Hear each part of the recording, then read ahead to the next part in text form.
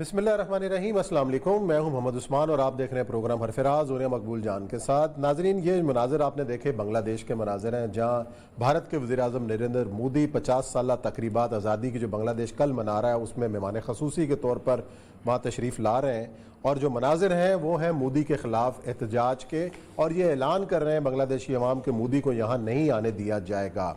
इससे पहले हसीना वाजिद जो बड़ा करीब समझी जाती हैं मोदी हुकूमत के, भारत के भी, और जो उनका एक ट्रैक रिकॉर्ड रहा है, उनकी मौजूदगी में बांग्लादेशी अवाम का इस तरीके से सड़कों पर आना और खुलेआम मोदी को ललकारना और उनके खिलाफ नारे लगाना, क्या ये जाहिर करता है कि बांग्लादेश बदल रहा है?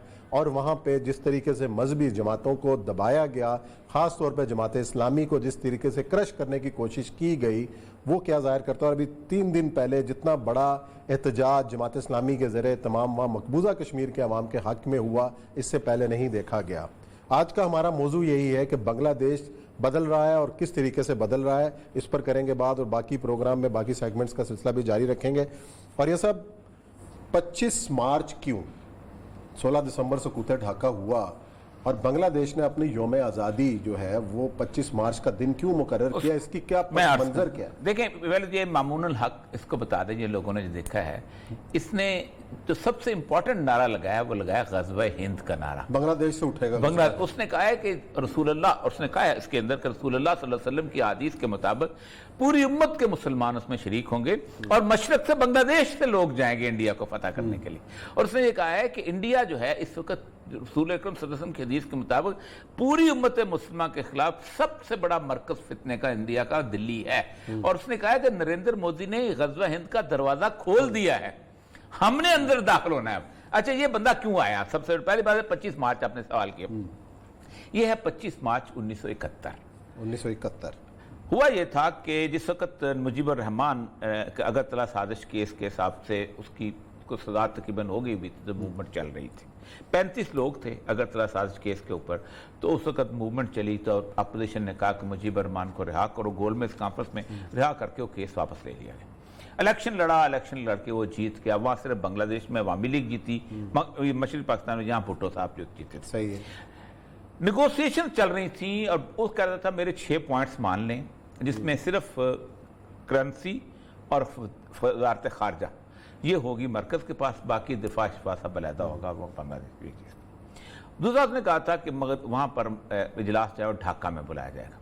भुट्टो ने वहाँ जाना था, तो भुट्टो यहाँ आखिरी दफ़ा जाने से पहले यहाँ आया था तकरीर करने। उसने कहा था जो बंदा भी जाएगा मैं उसकी टांगें तोड़ दूंगा। और उसको डिफाई करते हुए अहमद रज़ा कसूरी जो है वो जहाँ चला गया था और फिर उसने भुगता, उसके बाप को मार दिया।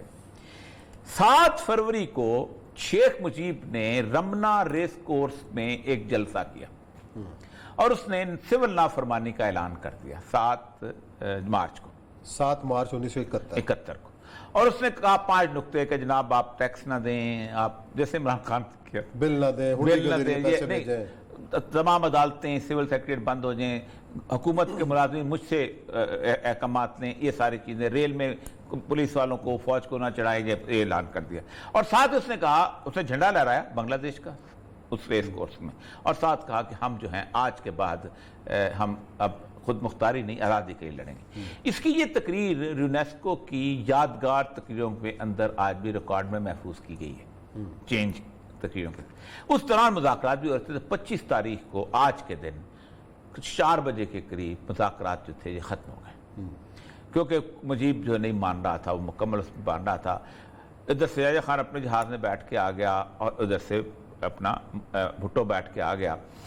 धान मंडी में आज के दिन मुजीबर रहमान ने अपने तमाम लोगों का वो बुलाया इजलास, उसका धान मंडी में घर था, और वहीं पर उसने डेक्लेरेशन ऑफ इंडिपेंडेंस का दस्तखत किए।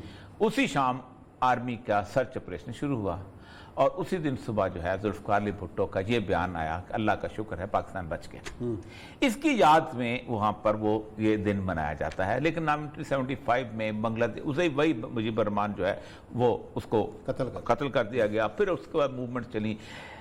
आखिरी जो हल्ला था वो ये था कि हसीना वाजिद जो थी उसने 2 काम किए। एक तो ये था कि तकरीबन 8-10 लोग जो थे, मुतीउर निज़ामी साहब और जमात इस्लामी के सारे लीडर, जिन लोगों ने 1971 में ساتھ دیا تھا اس کو ملائن کرتے ہوئے ان کو نکال کے ان کو باقاعدہ پھانسیاں دیں، یہاں تک کہ وہ لوگ ان میں سے ایک تو فوجیوں کو بھی پھانسیاں دیں جو کہ اس میں اندر مجیب الرحمان کے قتل میں انوالو تھے، اور مجیب الرحمان کا ایک مجسمہ بنا، اور ساتھ ہی ایک قانون پاس کیا کہ آئندہ کوئی مذہبی جماعت الیکشنز میں حصہ نہیں لے سکے گی۔ اس دوران ایک بڑا سناٹا تھا، انہوں نے مودی کو لانے کے لیے یہاں پر ایک جیسے کہتے ہیں 50 سال کی اپنی بنائی گولڈن جوبلی جو ہے، اور مودی کو انوائٹ کیا۔ اس سے پہلے گزشتہ ایک مہینے سے جو تھے وہ جلسے چل رہے تھے اور جلوس نکل رہے تھے۔ اس دوران وہ موومنٹ ختم ہوئی تو ایک شخص اٹھا جس کا نام علامہ مامون الحق ہے۔ یہ مامون الحق جو ہے یہ جامعہ رحمانیہ سے شیخ الحدیث ہے، نمبر 1۔ اکنامکس میں یہ پروفیسر تھا اور ایشین یونیورسٹی کے اندر پروفیسر رہا ہوا۔ اچھا، ایز اے جرنلسٹ اس کا ایک میگزین ہے، یہ اس کا میگزین نکالتا ہے، اور اس کے ساتھ ساتھ یہ جسے کہتے ہیں سوشل ایکٹیوسٹ تھا۔ اس نے 2010 میں ایک موومنٹ شروع کی تھی، آپ کو یاد ہوگا کہ سب سے پہلے بلاسفیمی کے پیجز شروع ہوئے تھے بنگلہ دیش میں، بلاگر رسول اللہ صلی اللہ علیہ وسلم کی توہین کرتے تھے اور سب کچھ کرتے۔ اس نے اور اس کے اور ساتھیوں نے ایک موومنٹ شروع کی تھی جس کا نام تھا حفاظت اسلام موومنٹ بنگلہ دیش، اور اس کے اندر یہ 2013 میں قید بھی ہوا، لیکن انہوں نے پھر جو وہاں پر تماشا لگاتا تھا، اب وہاں بنگلہ دیش سے اٹھ کر کوئی بلاگر جو ہے نا کھڑا نہیں ہوتا۔ لوگ کہتے ہیں کہ انہوں نے مروایا، وہ کہتے ہیں لوگوں نے خود مار دیا، جو بھی تھا، لیکن بلاگر اب جرأت نہیں کرتا۔ تسلیمہ نسرین بھاگ گئی وہاں سے بنگلہ دیش سے اٹھ کے۔ اس کے بعد اس سے انہوں نے کہا کہ اب نہیں ہے، تو انہوں نے ایک بنائی تھی بنگلہ دیش خلافت مجلس، یہ اس کا انچارج ہے۔ اس نے جب پچھلے اس جمعے کو آج سے 2 دن پہلے جو جلسہ ہوا ہے، پہلی بات تو اس کا جلسہ تو بہت بڑا اور لاکھوں کا اس کا مجمع ہوتا ہے، صحیح، بیت المکرم اس سے جلوس نکلا ہے، اور اس جلوس کے میں نعرے سن رہا تھا، اگر کہیں اگر چلا سکے ٹویٹر کے اندر، اور وہ نعرے کیا تھے؟ مودی ایک دہشت گرد ہے، اور اگر وہ یہاں آیا تو ہم سب دہشت گرد ہو جائیں گے، اچھا، ہم طالبان بنیں گے، ہم اسامہ بن لادن بن جائیں گے، ہم یہاں پر ثابت کریں گے کہ یہ بنگال پورا افغانستان بن جائے گا انڈیا کے لیے۔ یعنی یہ نعرے جو ہیں یہ بنگلہ دیش اتنی بڑی وہ ڈھاکہ کی سڑکوں کے اوپر ریلی نکلی ہے، اور جس سے بڑے خوف زدہ ہوئے تھے سارے کے سارے، اور اس کا کراؤڈ اتنا بڑا، دنیا پوری اس وقت ٹریمبل کی ہوئی ہے کہ بنگلہ دیش میں یہ صورتحال کیسے ہو گئی۔ اس کی جو تقریر ہے وہ تقریر بڑی کمال کی ہے۔ اس کی تقریر کئی بھی تقریر ہیں، لیکن اس تقریروں کے اندر اس نے 3-4 چیزیں اس نے بتائیں۔ اس نے کہا دیکھو بات سنو، اگر آپ یہ سمجھتے ہو کہ بنگلہ دیش جو ہے یہ ایک قومی ریاست ہے، نہیں، بنگلہ دیش مسلمانوں کا ایک ملک ہے، اور اللہ تبارک و تعالیٰ نے اس کو خاص طور پہ اس لیے تخلیق کیا ہے کہ یہ انڈیا کو مشرق کی طرف سے حملہ آور ہو، کیونکہ اللہ اور اس نے بہت مزار ہے، اس کے اللہ کی حکمت میں ہمیں مغربی پاکستان سے علیحدہ اس لیے کیا ہے کہ ہم آزادانہ طور پہ مودی کے مقابلے میں لڑیں۔ یہ وہ شخص ہے کہ جس نے جب بابری مسجد گری تھی تو اس نے ڈھاکے میں بابری مسجد بنائی تھی کہ ہم یہاں مسجد بنائیں گے اس کے مقابلے، اور جب ہمیں وقت ملا ہم واپس اس کو بنائیں گے۔ پھر اس نے رسول اللہ صلی اللہ علیہ وسلم کی حدیثیں پڑھی غزوہ ہند کی، اسی لیے آپ نے دیکھا ہوگا اس میں آواز آتی ہے غزوۃ الہند، اور اس نے کہا ہم رسول اللہ صلی اللہ علیہ وسلم کے سپاہی ہیں، ہم غزوۃ الہند کے سپاہی ہیں، اور غزوۃ الہند جو ہے وہ پوری امت پر اس لیے فرض ہے کہ پوری امت کے رسول اللہ صلی اللہ علیہ وسلم نے آپ جو پیغمبر تھے انہوں نے باقاعدہ وعدہ لیا تھا اگر تم میں کو زندہ ہوا تو وہ اس میں شامل ہوا۔ اور اس نے پھر 4 بندوں کے ہیرو کی بات کی، اس میں ہم محمد بن قاسم بنیں گے، ہم شہاب الدین غوری بنیں گے، ہم محمود غزنوی بنیں گے، اور ہم صلاح الدین ایوبی۔